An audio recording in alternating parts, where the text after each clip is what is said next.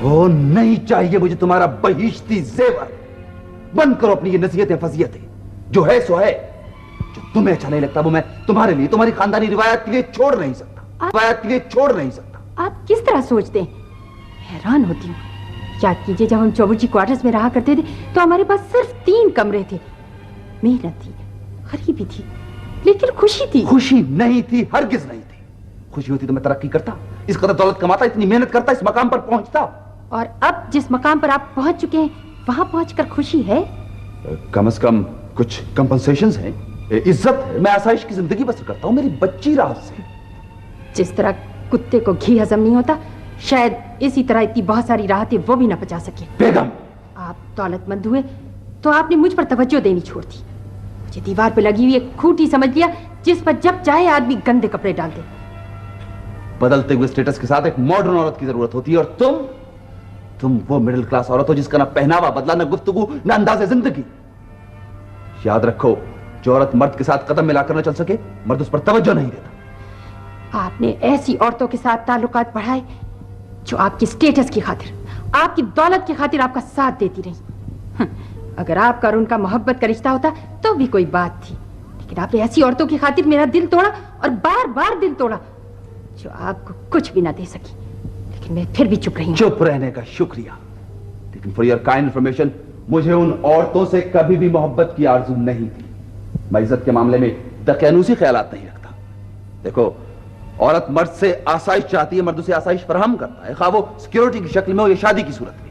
औरत मर्द को रिलैक्सेशन मुहैया करती है, और जो औरत ये नहीं कर सकती वो गोदाम में पहुंच जाती है काट कबाड़ के साथ। औरत एक काम और भी करती है, वो कभी कभी मर्द को गुमराह करती है, लेकिन कई बार वो मर्द को गुमराह होने से बचाती भी है। ठीक है, तुम जाओ, लैला जाग जाएगी। अरे बाबा जाओ, अब बाकी आइंदा गुज़िश्ता से पेवस्ता जाओ, मेहरबानी। आज मैं चुप नहीं रहूंगी। मैंने तुम्हें रिश्वत लेते देखा और मैं चुप रही हूँ। हेरा फेरी 420 जुल्म ज़्यादतियां करते देखा और मैं चुप रही हूँ। मैंने जो कुछ कमाया है मैंने अकेले खर्च नहीं किया। तुम जो इतनी सच्ची, इतनी अखलाकी कदरों की मारी हुई हो, तो हर आसाइश को आधा तुमने अपने इस्तेमाल में रखा। बीबी, तुम चुप रही हो तो अपने फायदे के लिए, कुछ मेरी हमदर्दी में तुम्हारी जबान खामोश नहीं रही। नहीं, मैं आज चुप नहीं रहूंगी। इस ड्राइंग रूम में मेरी मर्जी के खिलाफ बार नहीं बन सकता। मैं इतनी दूर नहीं जा सकती। बार बनेगा, वहां आतिशदान के पास जो कॉर्नर है वहां बार जरूर बनेगा। तुम्हें नहीं पता, जब हमारे घर में कॉकटेल पार्टी होती है तो मुझे खिफ़त होती है। I feel small. हमारे घर में एक छोटी सी बच्ची है, कुछ उसका ख्याल करो। बच्ची को शुरफा के तौर तरीके सीखने दो आयशा। हम लोग निचले तबके से उठकर ऊपर आए हैं, हमें कदम कदम पर एडजस्टमेंट की जरूरत होती है। कभी टेबल मैनर्स में गलती हो जाती है, कभी लिबास में कोई खामी निकल आती है। कम से कम लैला नौदौलती ज़हनियत नहीं रखेगी, वो हमसे एक जनरेशन आगे होगी, एकदम अमीर, असली दौलतमंद। यहाँ बार नहीं बनेगी और मुझे कुछ मालूम नहीं है। बार बनेगी और बनकर रहेगी। मैं कहती हूँ, इस घर में शराब खाना नहीं खुलेगा। अगर तुम अपने आप को तब्दील नहीं कर सकती तो जाओ। तुम जैसे ढले बदन और रंगे बालों वाली औरतें और बहुत। तुम जैसा लोफर, लफंगा, बदमाश लैला का बाप नहीं होना चाहिए।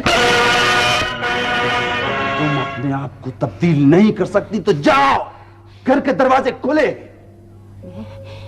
मैं अपनी बच्ची की खातिर इस घर में रहूंगी, नहीं बदलूंगी।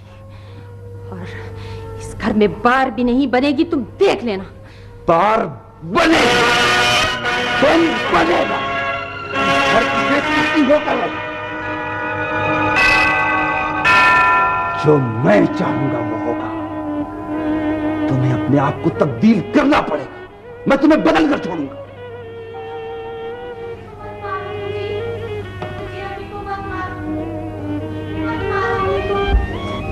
लैला, मेरी बच्ची, तू यहाँ क्या कर रही है? तू अभी तक सोई नहीं? सो जा बेटे, सो जा।